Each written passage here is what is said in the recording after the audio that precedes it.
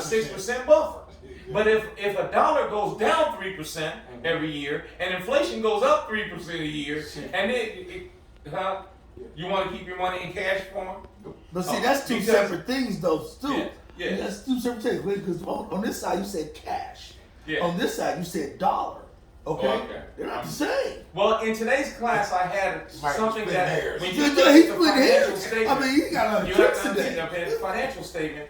One of the very first things on the financial statement I want you to notice is that there are 3 types of assets. Let me just discuss the 3 types of assets. The first type of asset really is paper wealth. These are assets that are on paper. So when you look at them, there are things like cash, marketable security, accounts receivables, notes receivables, prepaid expenses. These are all things typically that are in paper form. But when I go down, as I go down the list, I want you to write the definition of each one of these things, because they're not exactly what you think they are. Because I know a lot of people, when I say cash, they go, I know exactly what cash is. Cash is, and I like cash is what? Cash is king. Cash is what? Trash. That's because the understanding, and that's why I wanted to show you today on the PowerPoint, is that cash is an asset. I'm sorry. Let me get this. Not get it, but let me do it. Okay. So therefore, cash, right, is one of the very first assets, and I'll explain as I'm going down. But one of the things I want you to first understand is the asset classes. The first asset class are paper assets. They're things that have to deal with monetary paper that has monetary value on it. That's on it. Okay, so I'll go over those things. But there are typically things that that have something to do with paper wealth. Okay. The second asset is called fixed asset. Now, fixed asset is an asset that you can touch. If you can touch it, it's fixed. And what type of assets are fixed? Look at it. It says land. What else is there? Buildings. Equipment. So I turn around and said, if you can touch it, it's fixed. A lot of brick and mortar companies today have a lot of fixed assets. Well, how can you tell? If you look at a financial statement and you see it heavy in fixed assets like what? Like equipment, land, buildings. You know that's a what type of business? Tangible. It's a tangible business, but it's called brick and mortar. It's considered the old form of business. Today we have businesses that are less fixed assets. When you get finished reading I teach you how to read a financial statement. I'm gonna give you 3 seconds to tell me what type of business that you're looking at. That's all you get. Maybe 2 seconds. Oh, sorry. Yeah. You're only gonna get 2 seconds. You got 2 seconds to look at the financial statement and go through it. I know what that is. Stop playing with me. That's a brick and mortar. How can you tell? Watch. Take a look at the financial statement again. The next group on here is called intangibles. The intangibles are things, it means you can't touch it. But what is an intangible asset? What is it? Copyright. Copyright, patent, trademark. So I said, look, I got a piece of art right here in front of me. This piece of art, where would it appear on the financial statement? Fixed. No. No, it's intangible. Why? Why, Osar? What did I say it was? What did I say this was right here? What did I say this was? I said I have a piece of art. Mm-hmm. Art is protected by something called a copyright. Exactly. So all pieces of art, or maybe here's the next thing, a song. A song. Mm-hmm. What happens when you have a song? Copyright. And I came up with a new invention, a way to do something, whether it be a new process. You got to remember, some inventions are not physical. Some are systematical, meaning that what if I created a new way to, a new process? You see, when you go to get a patent on a piece of software is not tangible. It's not. You know what software really is, Brother JR? Software is nothing but instructions on a computer disk to tell the computer what to do. That's all it is, just instructions. And if it's something that's just instructions, you can't, can you touch instructions? It's intangible. So what you do is, whenever someone creates a new process of doing something, they can actually recreate and get a patent.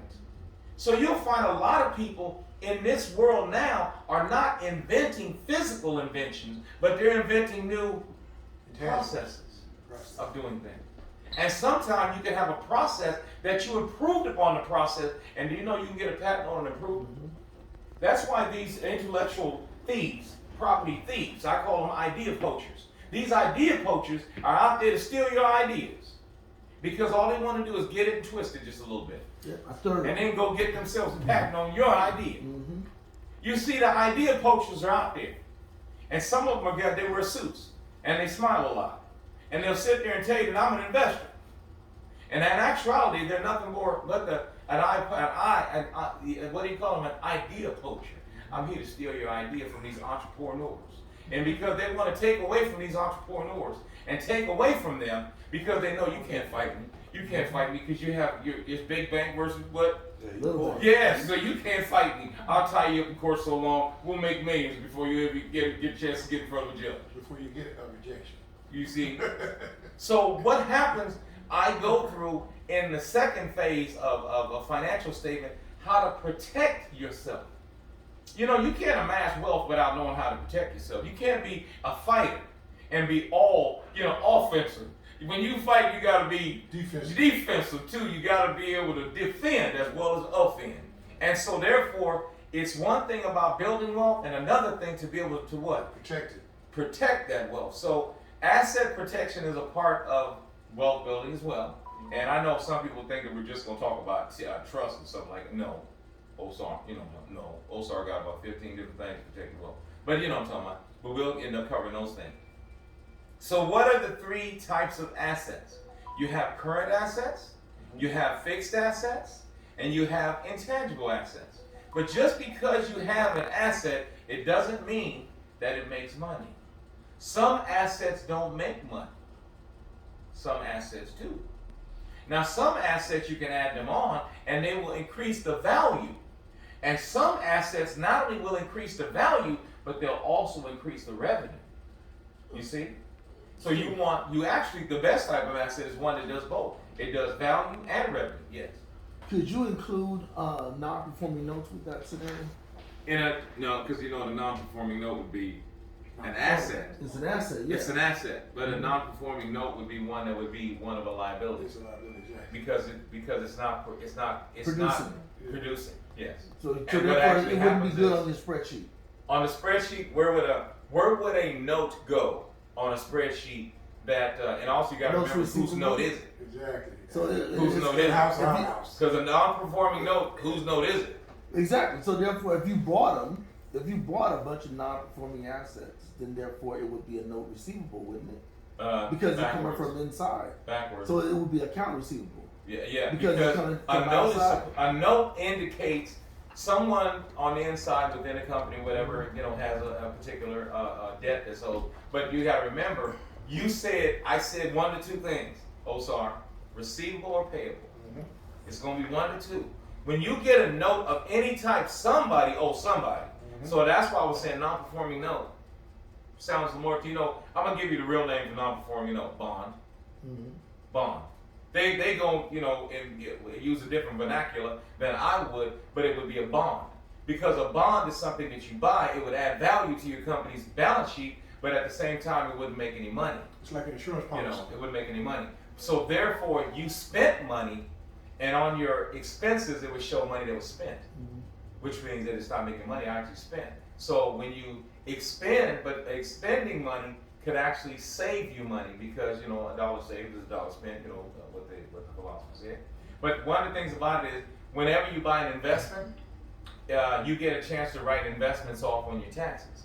So it does, in a sense, give you a deduction that will save you money, but at the same time, it itself does not produce any money.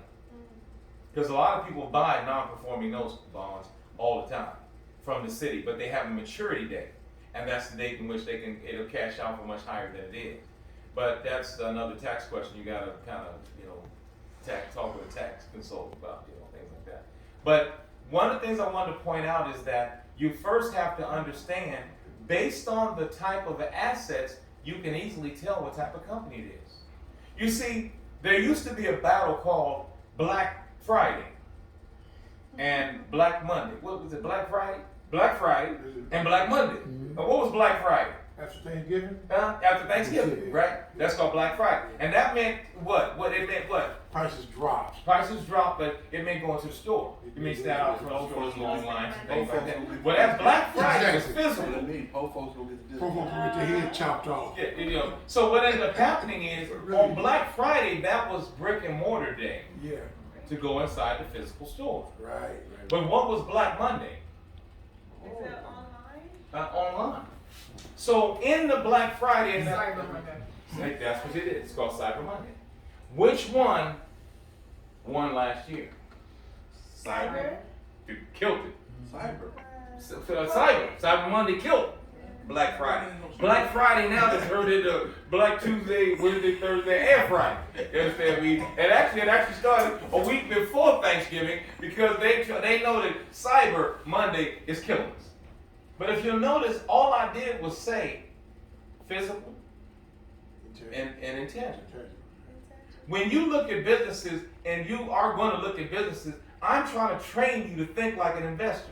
And sometimes to train you to think like an investor means I got to teach you how to use your left hand when you're right-handed. That's why in the class a lot of people get upset with me. Stuart, you're just too hard on us because I'm trying to get you to use your left hand when you're right-handed. And using your left hand when you're right-handed is uncomfortable. And it's unorthodox. And then you want to lash out and kick me and stuff like that. And, you know, Mark, and the thing is, I'm a trainer. My job is to train. And so you have to understand, when you look at a financial statement, and it's a brick and mortar or a cyber company, which one will you invest in? Cyber. Why? Brick and mortar's on his way out. Which company is dying? Which one is thriving? Which one?